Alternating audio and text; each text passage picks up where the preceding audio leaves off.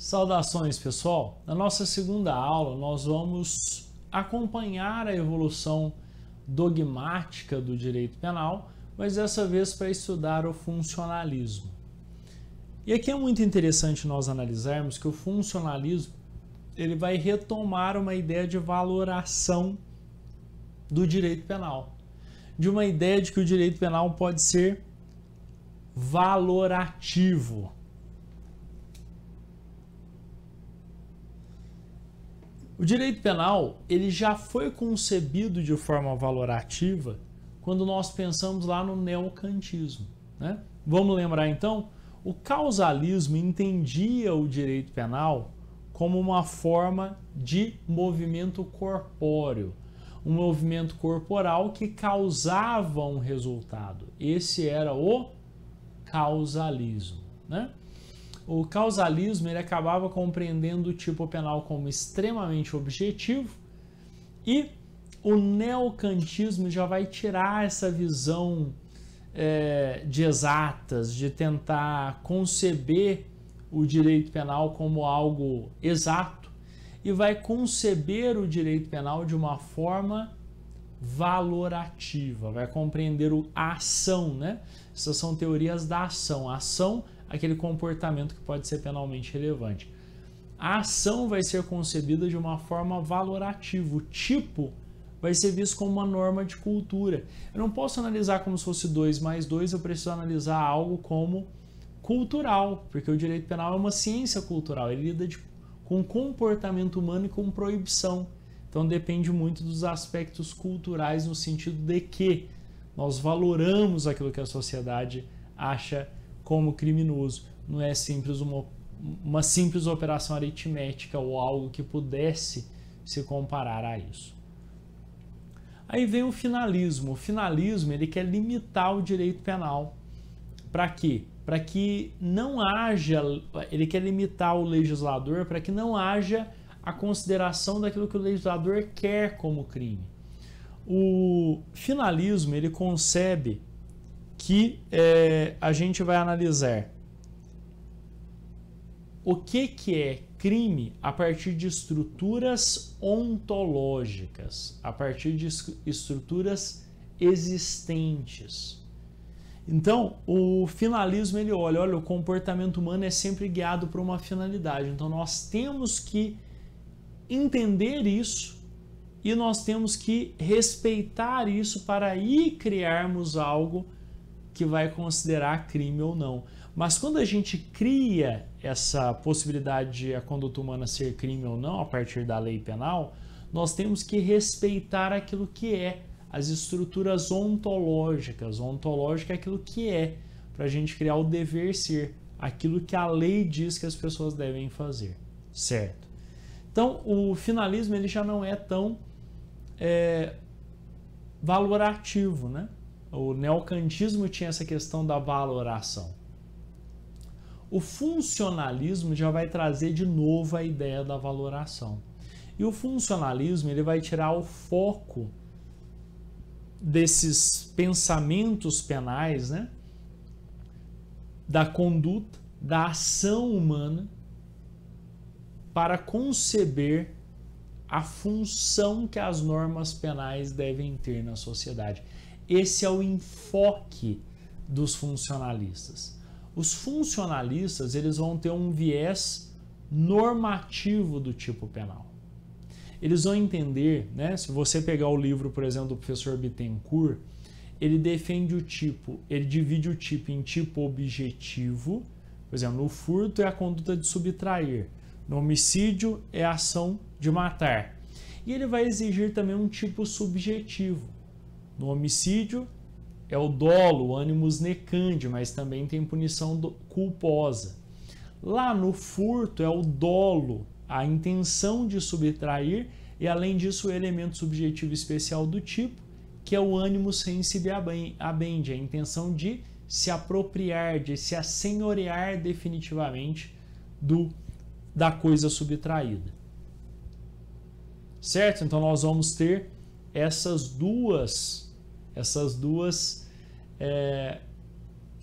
dois exemplos, né, de tipo objetivo e tipo subjetivo. Essas duas amostras. Os funcionalistas, eles vão exigir também algo que a parte da doutrina chama de tipo normativo. Não basta fazer essa valoração, né? Analisar objetivamente o tipo, fazer uma valoração subjetiva, analisar o que é dolo, o que é culpa, se está presente. A gente precisa também analisar se aquela conduta representa um risco proibido ao bem jurídico. E se esse risco proibido criado em relação ao bem jurídico se concretizou no resultado, para que o resultado possa ser imputado ao agente. Então, o funcionalismo ele vai ter como vertente, né, e aí está o tema da nossa aula, ele vai ter como vertente essa visão de analisar qual a função.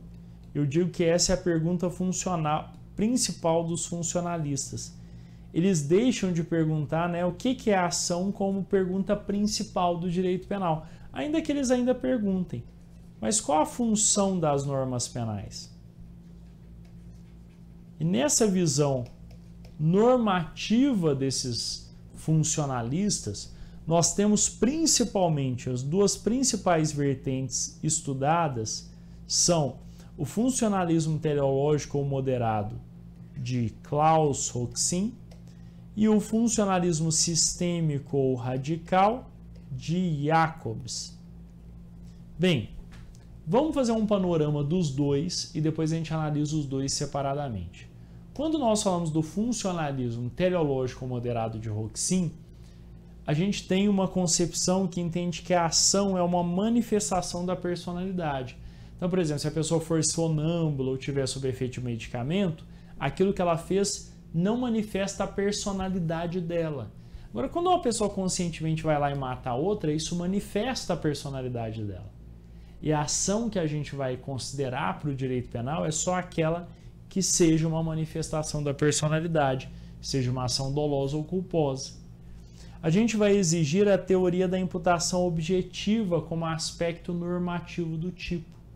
Assim, ainda que você mande um inimigo ir para a floresta num dia chuvoso, desejando cair um raio sobre ele, e cai, você não vai ser responsabilizado porque você pediu para ele ir à floresta e isso não é um risco proibido pela sociedade, pedir alguém para ir na floresta num dia chuvoso, ainda que possa cair raios, mas esse não é um risco proibido pela sociedade.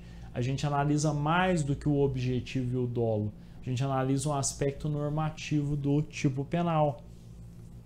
A função das normas penais é proteção de bens jurídicos. Para Hoxin, o direito penal se legitima e só se justifica a imposição de uma pena se for em nome de proteção dos bens mais relevantes da sociedade. Até por isso, ele defende que o princípio da insignificância afasta a tipicidade material. Por quê? Ainda que formalmente típico, a conduta não será materialmente típica se ela for insignificante. Já Jacobs entende que a conduta é a evitabilidade de uma diferença do resultado. Ora, você poderia ter evitado esse resultado morte? Você tinha o poder de influenciar e evitar esse resultado morte, então você teve conduta. Ele, inclusive, não se importa muito se isso é ação ou omissão. Ele está preocupado com uma ideia de fidelidade ao direito, né? Ele também exige a teoria da imputação objetiva no nível do comportamento e do resultado, tanto na conduta quanto no resultado, se houve risco proibido e se esse risco se concretizou no resultado. A função das normas penais para Jacobs, que tem uma visão tida pela doutrina como mais autoritária, é a demonstração da vigência da norma.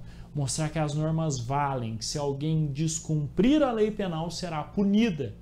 E ele ainda divide o direito penal em direito penal do cidadão, para aquelas pessoas que entendem a proibição penal, e o direito penal do inimigo, para aquelas pessoas que são criminosos contumazes, terroristas, assassinos em série, que não conseguem compreender a coerção da norma e continuam cometendo crimes. Vamos agora analisar separadamente as visões deles? Bem, vamos começar com Hoxin. Hoxin defende um funcionalismo teleológico ou moderado. Teleológico porque é destinado a um fim, né, que se busca cumprir com o direito penal. Aí vem essa palavra, né, que é a proteção dos direitos fundamentais da sociedade, o bem jurídico. Então, toda a teoria do direito penal vai estar direcionada a compreender isso daqui e a proteger o bem jurídico. Só se justifica uma pena para proteger o bem jurídico. O direito penal ele é guiado pela intervenção mínima. Ele só intervirá na vida do cidadão se for para proteger o bem jurídico. Bem, para Roxin, então, não se justifica a intervenção penal simplesmente pela vontade do legislador. É necessário que haja essa proteção do bem jurídico. Bem, além disso, a gente deve lembrar que enquanto Franz von Liszt, lá atrás, né, lá nas escolas penais, ele defendia que o direito penal seria a barreira intransponível da política criminal. O que é isso? Se você quer usar os valores da política criminal, olha, nós queremos punir esse tipo de conduta não precisa ser punida. A gente pode usar isso até onde a lei nos permite. Se a lei diz que aquilo é punido, é punido. Então o direito penal seria uma barreira, seria um muro para a política criminal. A partir dali, a política criminal, ainda que sejam valores nobres, não passam. Já Roxin, ele quer, não usem essas palavras, muro e esponja, né? Que eu estou usando aqui, usa barreira intransponível. Para Roxin, o direito penal deve ser permeado por valores de política criminal. A valoração deles são valorações de política criminal. Então, para ele, é como se o direito penal fosse uma esponja recebendo os influxos da política criminal. E, por exemplo, quando a gente analisa risco proibido. O risco proibido da teoria da imputação objetiva permite que dentro do direito penal a gente receba esses influxos da política criminal, que a gente considere aquilo que a sociedade tem considerado como aquilo que deve ser vedado e aquilo que não deve ser vedado, aquilo que é justo e aquilo que é injusto, aquilo que é um risco tolerável e aquilo que não é um risco tolerável. Aí se está para os seus defensores o grande trunfo de Roxin. O direito penal ele não é rígido com base na lei. A gente vai analisar muito mais do que a lei penal. Nós não estamos presos ao direito positivo. Nós estaremos com a bússola voltada para a proteção dos bens jurídicos fundamentais para a sociedade, com uma possibilidade de usar os influxos da política criminal para aplicação do direito penal, para decidir se a pessoa deve ou não ser punida, para decidir se aquele resultado produzido deve ou não ser imputado criminalmente ao agente. Isso fica mais claro quando a gente começa a perceber as portas que o Roxin usa para a política criminal. Nós vamos olhar a primeira. A primeira porta que o Roxin usa para os valores de política criminal, essa aqui é a porta, com a maçaneta. Pronto. A primeira porta para entrar os valores de política criminal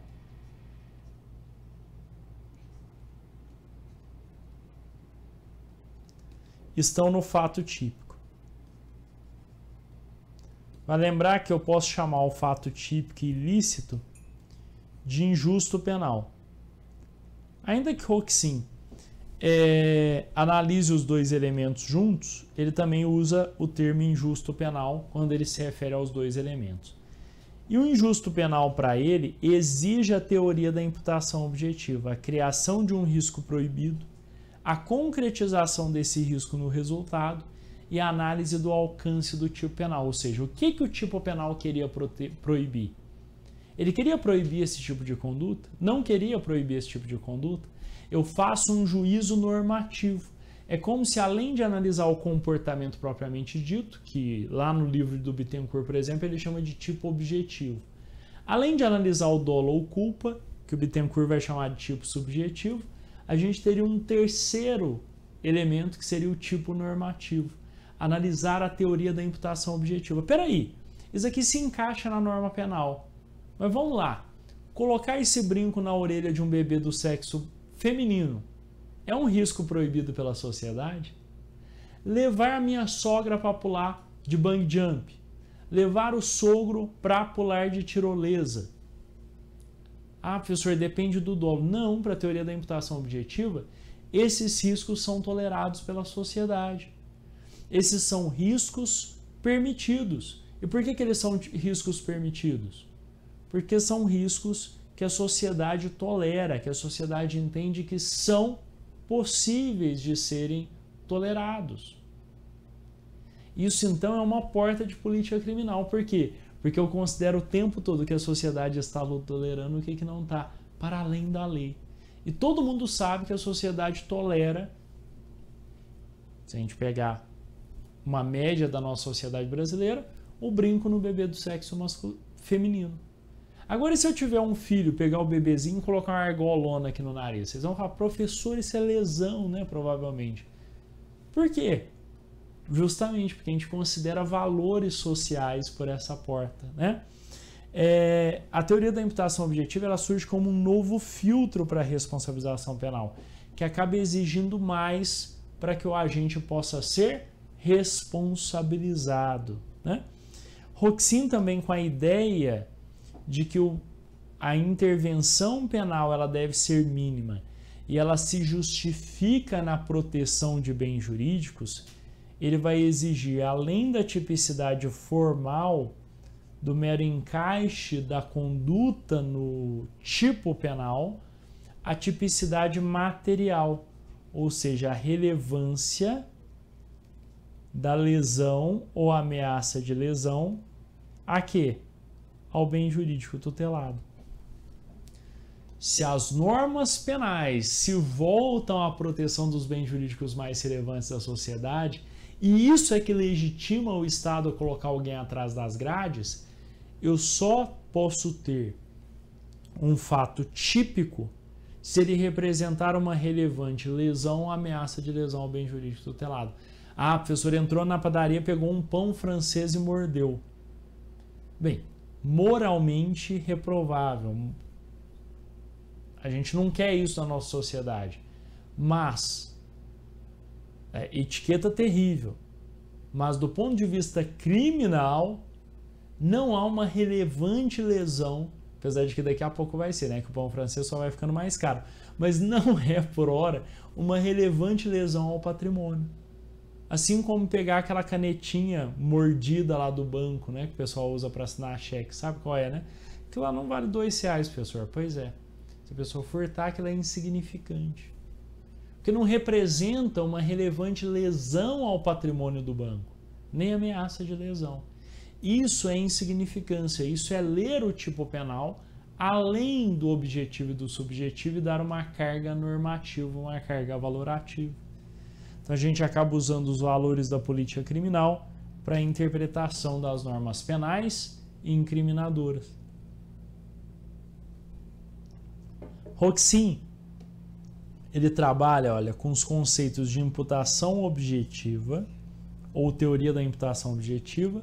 O tipo penal precisa ter a criação do risco proibido pelo agente para que se impute o resultado produzido. E além disso, imputação subjetiva. Não vão achando que por isso a responsabilidade penal é objetiva. Não, porque exige a culpabilidade do sujeito, a necessidade da pena e exige, né, dolo e culpa. Roxin e Jacobs vão exigir a imputação objetiva, a teoria da imputação objetiva. Então, tanto Roxin quanto Jacobs são defensores dessa avaliação normativa. Cada um com a sua visão, mas ambos defendem a teoria da imputação objetiva. A teoria da imputação objetiva é filha, né, do funcionalismo, podemos dizer assim. E a culpabilidade para Roxin, professor? Roxin, ele vai entender que aquela culpabilidade que aprendemos com Weltzel, imputabilidade, potencial consciência da ilicitude, exigibilidade de conduta adversa, ela é uma culpabilidade realmente necessária para a gente impor a pena. Mas Roxin diz assim: a culpabilidade é a condição necessária para a pena, mas não é condição suficiente. Que é isso, professor? Quando ele diz que é condição necessária, mas não é condição suficiente, ele está dizendo que nós precisamos de mais do que a culpabilidade para punir o agente, para ele ser responsabilizado. Nós precisamos de culpabilidade e nós precisamos de necessidade da pena.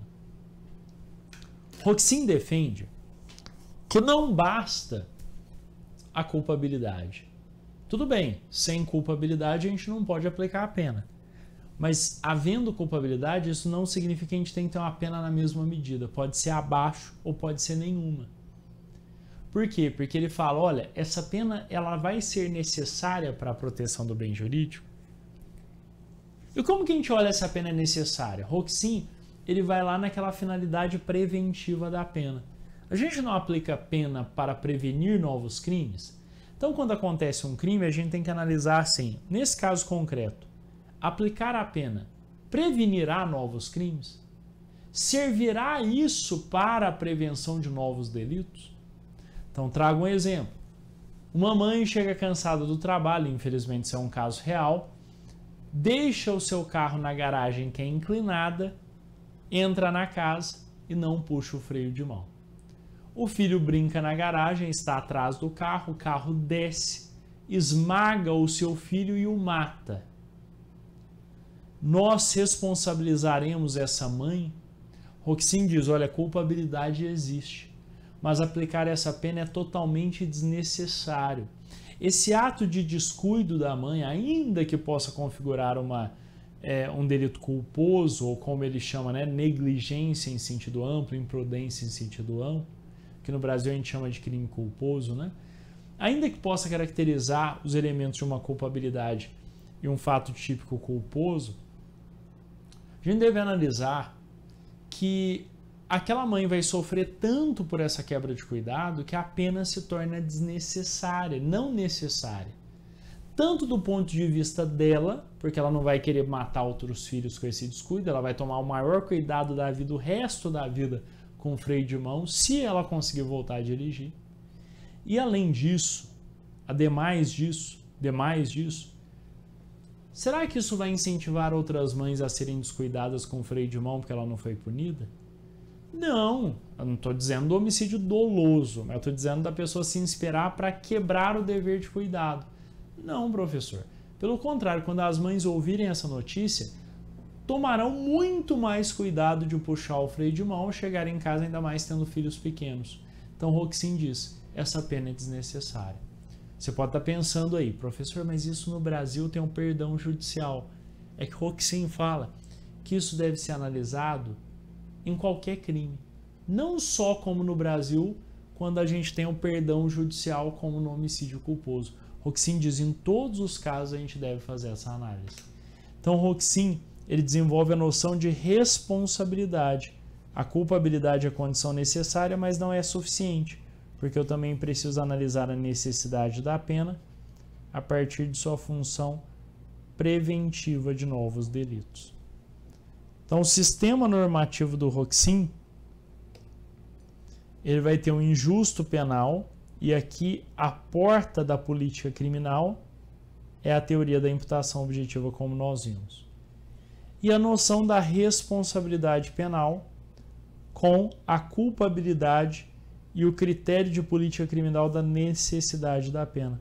A necessidade da pena é o segundo portal, a segunda porta para elementos de valoração de política criminal em Roxin. No caso da mãe, a gente vai analisar se a sociedade acha ou não que deve ser punida. Olha como fica o tipo penal para Roxin, olha. O fato típico é a ilicitude, é o injusto penal, e aqui o fato típico vai receber o influxo da teoria da imputação objetiva, e nesse ponto ele pensa como Jacobs que precisa dessa teoria, mas cada um vai desenvolvê-la da sua forma. Agora, a responsabilidade penal exige a culpabilidade como condição necessária como o Wälzel, mas, diferente dele, entende que não é suficiente. Nós precisamos da outra porta da política criminal, que é a análise de necessidade da pena, tendo em conta a sua finalidade preventiva. Se eu aplico a pena para prevenir novos crimes, eu devo sempre analisar se aquela pena é efetivamente necessária para prevenção desses delitos. Se não for, essa pena não deve ser aplicada ainda que eu tenha culpabilidade. Por isso, para Roxin, a culpabilidade ela é o teto da pena. Eu não posso ter uma pena maior que a culpabilidade do agente, mas eu posso ter uma pena menor que a culpabilidade do agente. E eu posso ter a culpabilidade do agente e não ter pena, se ela se mostrar desnecessária, como no caso da mãe, que por descuido assassina o filho amado e sofre muito com isso. Essa é a visão de Roxin com seu funcionalismo teleológico ou moderado. Bem, a partir de agora nós vamos falar do funcionalismo do Ginta Jacobs. O Ginta Jacobs ele vai desenvolver um funcionalismo que ele é considerado sistêmico ou radical. Porque a função do direito penal para ele é garantir a validade de suas normas. Bem, quanto o bem jurídico tem um valor relevante para grande parte da nossa doutrina, Jacobs diz assim, olha, quando a gente chama o direito penal para atuar, quando o direito penal entra em cena, isso significa que a vítima já foi estuprada, a vítima já foi morta, a vítima já foi furtada, o dinheiro público já foi desviado, ou seja, ele diz o seguinte, o direito penal não existe para tutelar o bem jurídico, nem é objeto do direito penal tutelar bem jurídico. Não bem jurídico assim. Ele diz, se houver um bem jurídico a ser tutelado pelas normas penais, esse bem jurídico é a própria vigência das leis penais. O que isso significa, professor? Significa que Jacobs entende que a função das normas penais é mostrar que elas estão vigentes, que o sistema funciona. O direito penal funciona como um sistema dentro de outros sistemas sociais, com regras próprias, com suas próprias normas, com um fechamento operacional que, claro, lida com a realidade. A gente chama isso de abertura cognitiva. Ele tem uma abertura porque ele lida com o crime que aconteceu na realidade. Mas como o sistema ele é fechado em si, e esse sistema quer preservar a sua vigência. Não proteger bens jurídicos, mas proteger a sua própria vigência. Mostrar que as normas valem, que se a pessoa descumprir a norma penal, ela será punida. Bem, antes de falar da culpabilidade, eu vou trocar até a ordem aqui. Muitos doutrinadores como Bittencourt entendem que o Jacobs foi tirar a sua inspiração lá em Niklas Luhmann, né? Que pega a teoria da biologia para dizer que os sistemas sociais, ou alguns sistemas sociais, funcionam como um sistema autopoético, com as suas próprias unidades de reprodução, com um fechamento operacional, como parece realmente estar presente na obra de Jacobs. Auflen, professor da URGS e discípulo de Jacobs no Brasil, ele diz o seguinte, olha, não, ele nem cita Luhmann, e realmente na bibliografia de obras principais dele, ele não cita Niklas Luhmann, né? Mas parece ter uma inspiração nessa visão do direito penal como um dos sistemas sociais, e um sistema com fechamento, um sistema autopoético. As fontes declaradas de Jacobs são Kant e Hegel. E daí nós podemos ver por que se concebe que o funcionalismo dele é um funcionalismo autoritário. Kant, ele tem aquelas visões dele de imperativos categóricos, né? Basicamente de comportamentos que devem ser realizados pelo indivíduo por uma questão moral, aqui numa tradução muito simples de uma filosofia muito complexa. E o que Kant diz aqui para nós de direito penal, que é muito usado como exemplo de sua visão rígida de direito penal, é que ele fala sobre o último prisioneiro. Se a sociedade se dissolver, vamos supor que tem um último membro da sociedade, não importa por quê, uma doença, sei lá, tem um último membro da sociedade e um prisioneiro. Vendo que a sociedade se dissolveu e que não haverá como aquele prisioneiro cumprir a sua pena, que é um imperativo, ele tem que cumprir aquela pena, ele tem que, perante a sociedade, pagar por aquilo que ele fez. Kant tem uma ideia retributiva da pena. Esse prisioneiro deve morrer. Ele não deve viver se ele não será possível que ele cumpra a pena. Entende essa visão rígida? Vale lembrar, né? Kant e Hegel são retributivos, são retribucionistas quanto à pena. E Jacobs não será, mas ele se inspira nas ideias dele. E em Hegel, o que tem de Hegel nele, professor? Hegel também tem uma visão autoritária do Estado, que inclusive em uma obra ele falando sobre o Estado, ele diz que o Estado tem a sua reserva, né, de moralidade. Existe até uma moralidade que deve ser trabalhada pelo Estado, que nem a Igreja deve se imiscuir naquilo que é esfera de moralidade estatal. E Hegel, ele traz aquela ideia da negação da negação, né? O que é isso? Ele diz que quando o criminoso viola a lei penal, comete um crime, ele está olhando para nós e dizendo, não vale. Ele está negando a vigência da norma. E quando nós o mandamos ao cárcere, quando nós o punimos, o que nós estamos fazendo é dizendo, não vale? Vale sim. Negação da negação. Por isso, para Hegel, a pena é uma negação da negação. Percebam a inspiração de Jacobs na ideia de demonstrar a vigência das normas como principal função das normas penais? Pois é. Apesar de que, como eu disse, Kant e Hegel serem adeptos de uma função retribucionista da pena, pena como castigo ou pena como retribuição do mal causado, e Jacobs vai ter uma visão de prevenção de novos crimes, seja por meio da intimidação ou seja por meio daquele que não escuta, aquele assassino em série, aquele estuprador contumaz, por meio da neutralização.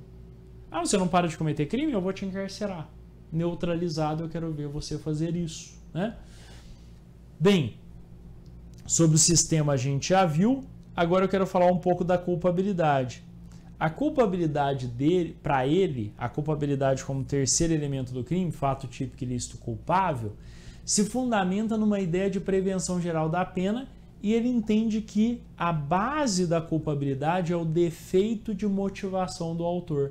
Enquanto lá no finalismo se pensava no livre-arbítrio, o causalismo pensava numa relação psíquica entre agente do fato e o fato praticado, e Jacobs entende que é um defeito na motivação do autor, que poderia ter querido ser fiel ao direito e decidiu, né, e tomou a via da violação da lei penal. A culpabilidade, então, é medida conforme a prevenção, ou seja, a gente quer prevenir novos crimes, mas baseado na ideia de fidelidade do direito. E aquele que comete o fato típico ilícito, ele é um infiel ao direito. Olha a ideia do sistema, de que se mostre vigente e que as pessoas devem respeitar esse sistema, né? Por isso que Jacobs já não está preocupado com o bem jurídico, numa intervenção mínima do direito penal. Não, ele quer um direito penal vigente. A quem responde que ele é muito autoritário, né? Auflen defende que Jacobs não está falando como as coisas devem ser, mas que ele está descrevendo como as coisas já são, que o Estado faz isso. Mas prossigamos. A culpabilidade para ele seleciona dentre as condições que frustram a expectativa de observância da lei, olha a infidelidade, aquela que é penalmente relevante. A gente não vai medir a culpabilidade e, consequentemente, a pena por aquilo que é merecido pelo autor. A ideia vai ser de medida necessária, olha que interessante, para manter a confiança da sociedade na norma. A preocupação central no funcionalismo sistêmico é vigência da norma, confiança da sociedade na vigência dessas normas e punição daqueles que se mostram infiéis às normas sociais. Bem, o Jacobs, ele vai trazer a ideia do direito penal do inimigo. E isso é um dos fatores centrais na doutrina dele, um dos elementos, inclusive, que vai gerar muitas críticas à teoria dele. Quem é o inimigo no direito penal, professor? O inimigo no direito penal, vamos ver, é aquele que possui déficit cognitivo. Ele não está chamando o criminoso de burro. Vamos entender isso. Possui déficit cognitivo quanto à compreensão da coerção que decorre das normas penais. O legislador está lá, matar é crime, matar é crime. O sujeito está, mata 1, mata 2, mata 3, mata 4, mata 5, mata geral. Essa é a ideia dele. Ele diz, essa pessoa ela não consegue captar a coerção que decorre das normas e diz, não mate, não furte, não roube, não estupre. E aí ele diz, olha, de forma mais simples, essa pessoa não absorve a ameaça da pena, como os cidadãos comuns fazem. E por isso ele diz, olha, a gente deve ter um direito penal do cidadão e um direito penal do inimigo. Esse inimigo ele deve ser tratado em um sentido de neutralização. Uma prova do MP São Paulo já trouxe como exemplo do direito penal inimigo a morte do Osama Bin Laden, porque os Estados Unidos quiseram neutralizá-lo e não levá-lo a julgamento. Essa ideia de neutralização é de tratar o delinquente como uma pessoa que deve ser tratada por um direito de guerra.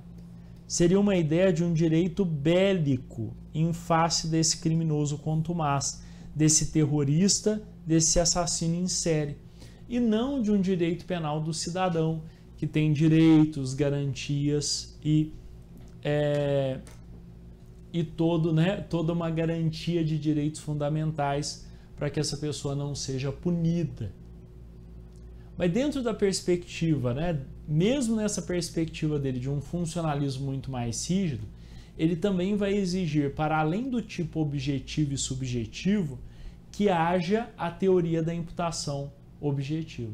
Ainda que a teoria da imputação objetiva dele tenha meandros diferentes, desenvolvimentos e critérios diversos daqueles que nós encontramos na teoria de Hoxin, Jacobs também conceberá, ele também vai entender que nós devemos exigir para que se responsabilize um agente pelo resultado que haja criação de um risco proibido e de realização desse risco no resultado. Só que o terceiro elemento de Hoxin, que o Hoxin exige a gente analisar o alcance da norma, a norma queria proibir ou não esse comportamento e Jacobs não aceita. Ele diz que a gente deve resolver essa faceta normativa do tipo penal com base em apenas 2 passos e nesse ponto ele é majoritário. A maioria dos que adotam a teoria da imputação objetiva só adota 2 passos: criação do risco proibido e realização desse risco no resultado. E Jacobs dá como exemplo de criação desses elementos o princípio da confiança. Se eu tenho que pagar alguém em quem eu devo e a pessoa me avisa, nossa, quando você me pagar eu vou comprar uma arma e matar o meu vizinho. Isso não pode levar à minha responsabilização. Eu estou simplesmente pagando uma dívida, algo que ele me deve. Isso é um risco permitido pela sociedade que eu pague a minha dívida, ainda que a pessoa que receba esse dinheiro possa usar para cometer um crime.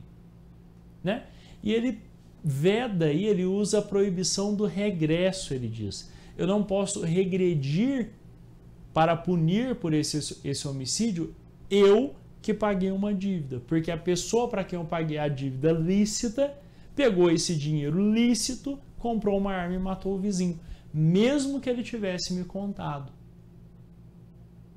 Certo? Então, ainda que o tipo objetivo ou subjetivo pudesse me colocar nessa linha de responsabilização pelo homicídio, Jacobs não aceita. né?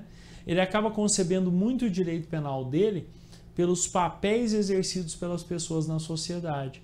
Por exemplo, ele diz, olha, eu tenho que exigir conhecimentos técnicos de engenharia do engenheiro da obra. Agora, se uma pessoa está trabalhando de servente de pedreiro e está cursando engenharia, ainda que ele perceba que a obra tem defeitos técnicos e nada faça, nós não podemos imputar isso a ele. Por quê? Porque na visão de Roxin, naquele momento o papel que ele está exercendo é o de servente de pedreiro. Então, ainda que ele tenha conhecimentos técnicos de engenharia, mesmo que incipientes, mas tem alguns, ele não é responsável se ele nada fizer, percebendo que a obra tem defeitos estruturais e que isso pode fazer com que ela desabe lá na frente. Porque ele concebe o direito penal a partir de papéis sociais, a partir da ideia de fidelidade ao direito e a partir dessa ideia de vigência das normas penais e de mostrar para a sociedade que ela pode confiar nessa vigência. Certo. Agora, professor, existem críticas e o que nós trouxemos dessa teoria? Bem, a gente já percebeu que a teoria da imputação objetiva, mesmo que ela ainda esteja, né, em fase embrionária de discussão jurisprudencial, ela já se disseminou pela academia, né? E os livros, mesmo os manuais, já disseminam e já apregoam a aplicação da teoria da imputação objetiva como critério normativo, que surge como mais um filtro para que se responsabilize um agente por um resultado produzido. Agora, quais são as críticas que são feitas ao funcionalismo? Bem, uma crítica feita, né, que o funcionalismo ele daria muita liberdade para o legislador ao se desapegar de estruturas ontológicas prévias. Nossa, que termo bonito, professor. É porque o finalismo ele usa categorias que ele entende que existem antes do direito e que o legislador não pode passar por cima, não pode desconsiderar. Por exemplo, que o ser humano sempre age com uma finalidade. O funcionalismo já não considera isso. Ele não trabalha com estruturas normativas, estruturas ontológicas prévias. E aí ele daria muita liberdade para o legislador. Aí vamos agora ver as críticas específicas. O funcionalismo sistêmico ou radical, ele é criticado claramente, principalmente por sua ideia de direito penal do inimigo. Porque vem cá, então quer dizer que eu posso, como nos Estados Unidos, aprovar um Patriot Act, que foi aprovado depois dos atos, né, que derrubaram as torres gêmeas do World Trade Center, eu posso então dizer que se a pessoa é acusada de terrorismo, ela não possuirá os direitos e garantias fundamentais. Ah, professor, está defendendo terrorista? Nem precisamos entrar nessa conversa. Vamos ficar naquele que é inocente, mas acusado de terrorismo. Como que ele vai provar? Sendo que a partir de uma acusação de um ato terrorista, essa pessoa não vai ter os direitos e garantias que todos os cidadãos possuem. Se essa pessoa, a partir do momento em que ela recebe o rótulo, né, a partir do momento em que ela é rotulada como inimiga, ela vai perder toda a esfera de direitos e garantias que foram conquistados por séculos de desenvolvimento de um direito penal e de um direito processual penal. Tem um doutrinador, se não me falha a memória, Câncio Meliá, que ele ainda fala assim, mas espera aí, se o que você quer é mostrar a vigência da norma, por que a sanção penal é necessária? Por que nós precisamos da sanção penal?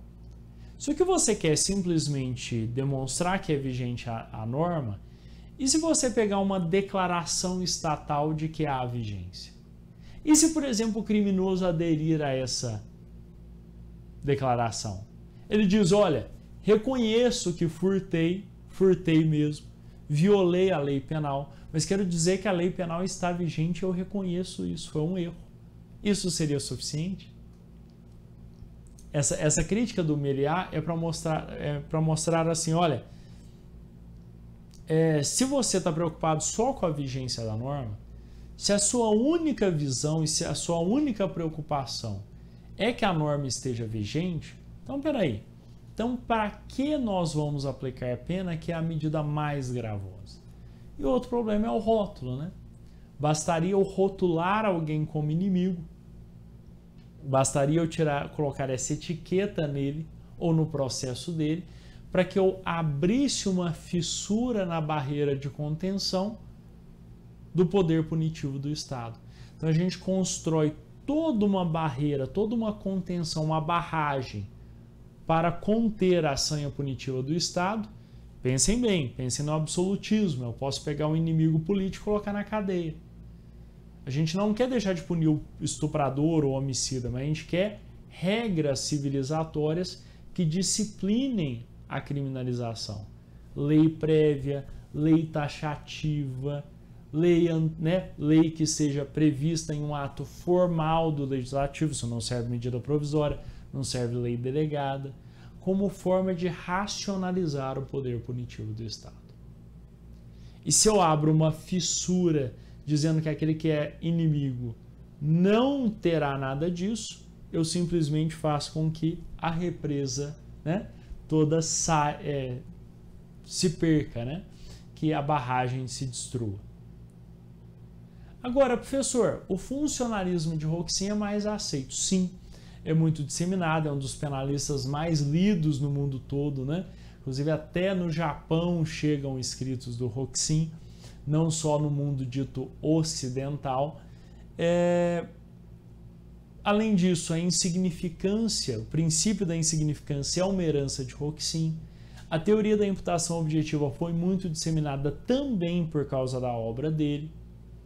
Essa visão de proteção de bens jurídicos é uma visão disseminada no nosso ordenamento jurídico, até porque o bem jurídico não surge com o funcionalismo de Hoxie, ele só coloca isso como centro do direito penal, né? Não só da teoria do crime, mas de todo o direito penal.